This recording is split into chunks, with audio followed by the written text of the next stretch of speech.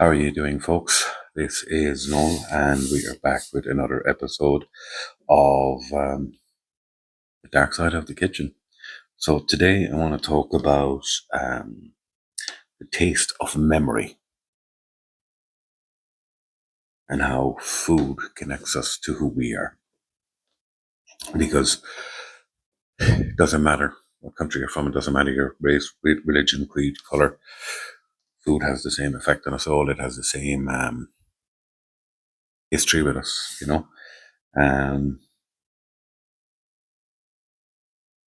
There's a reason your grandmother's stew made you cry.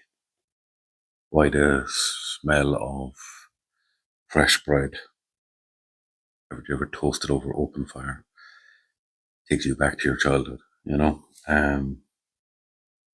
Every single taste can take you to something you thought you forgot. It's not just food. This is memory. This is identity. It is who we are. Welcome back to The Dark Side of the Kitchen. I'm Noel Keane, and today we're not just talking about flavour. We're diving into how food remembers us when we have forgotten, and how the kitchen, the land, and the plate are a bridge to our soul.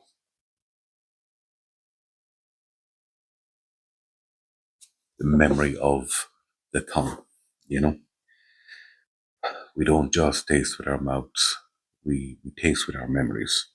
A scent, a spice, a technique. They hold time like a photograph. There's a dish I used to eat as a kid, before I ever set foot in a professional kitchen, obviously. It was just homemade soda bread, real butter, and a bowl of vegetable soup.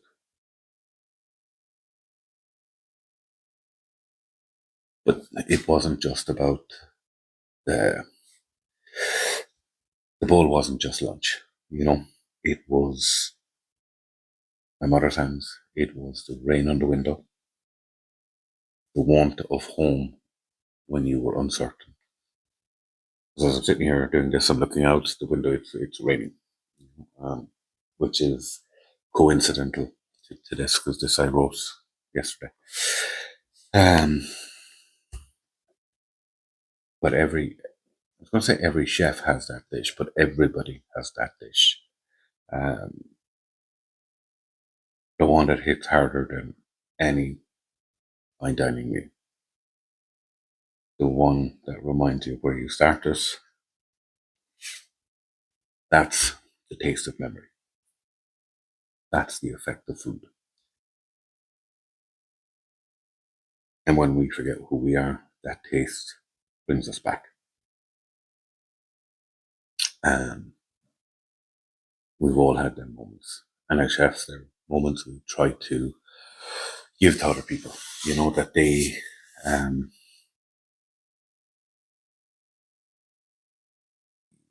you never, maybe some people would, but you don't remember just the best meal you ever had. There was always more to it. There was the place, the time, the company. Most meals you don't remember about that you had within no length of time. The ones you really remember meant something more. The land remembers, We talk about local ingredients, farm to table, the terroir. But it's deeper than that. The land remembers. When you bite into wild garlic, foraged in the spring, you're tasting centuries of earth, of tradition, of bloodlines. When you make soda bread, where your mother or your grandmother did, you're not just following a recipe, you're keeping something alive. Food is the language of our ancestors, spoken through flavor, shared through ritual, and the kitchen is the altar. Real chefs know this. It's not about ego or aesthetics. It's about honoring the story behind the food, where it came from, who carried it, and why it still matters.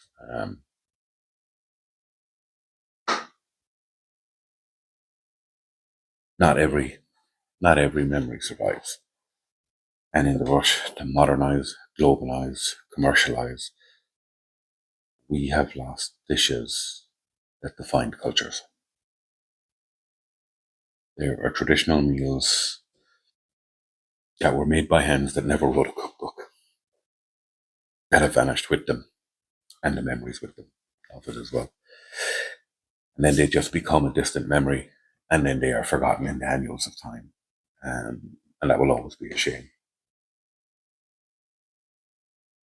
Here in Ireland alone, how many families remember what a true boxty tastes like? Not a chef's interpretation of it, true boxty. How many people can cure fish without chemicals? It was something your grandparents, great grandparents did all of the time. Or grow herbs without a packet. But here's the truth. Chefs can bring them back. We are the memory keepers. And when we recreate these dishes, we're doing more than plating nostalgia. We're restoring identity.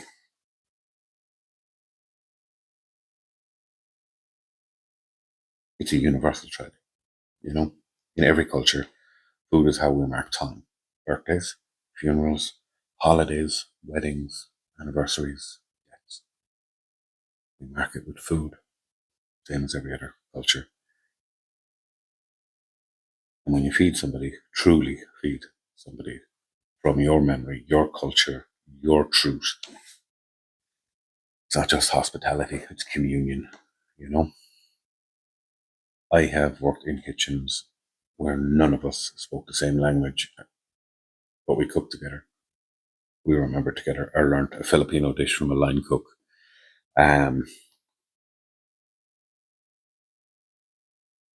It was from his childhood. His grandmother had taught him. And when I ate it, it reminded me of my grandmother. The ingredients weren't the same. Flavors weren't the same. But the feeling was.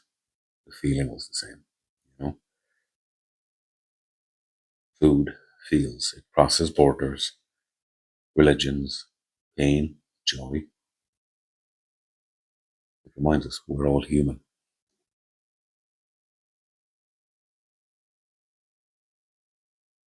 As chefs, we're storytellers. We're not telling our story. We're telling the story of food. We aren't just cooks, we're activists who carry the stories with every plate. We remind the world what really matters when it forgets. And that's why this episode isn't about trends or plating or gastronomy or giving out or any of that, you know. It's about soul. It's about the soul of the food, which is the soul of us all, you know.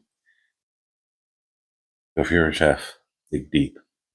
Cook something from your childhood or from your mother's, something you thought you'd lost because someone somewhere needs to taste that memory again. We cook to survive, but we also cook to remember. And sometimes the dish saves you isn't one you invented. It's the one that raised you.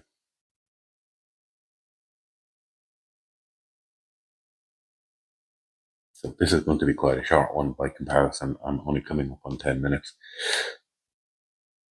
But that tells the story I wanted to tell, and I don't want to take it out and make it too long just for the sake of making it too long.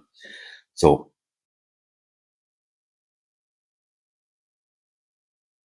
This has been Dark Side of the Kitchen, and I'm Noel Keane. If you're watching this on YouTube, give me a like, please. Thank you. Just drop a comment on something you'd like me to talk about, or just your comments on it, and I'll come back to them. And if you're on Spotify, again, give me a like and give it a share. And I appreciate everybody who has listened. And I was talking to a chef yesterday.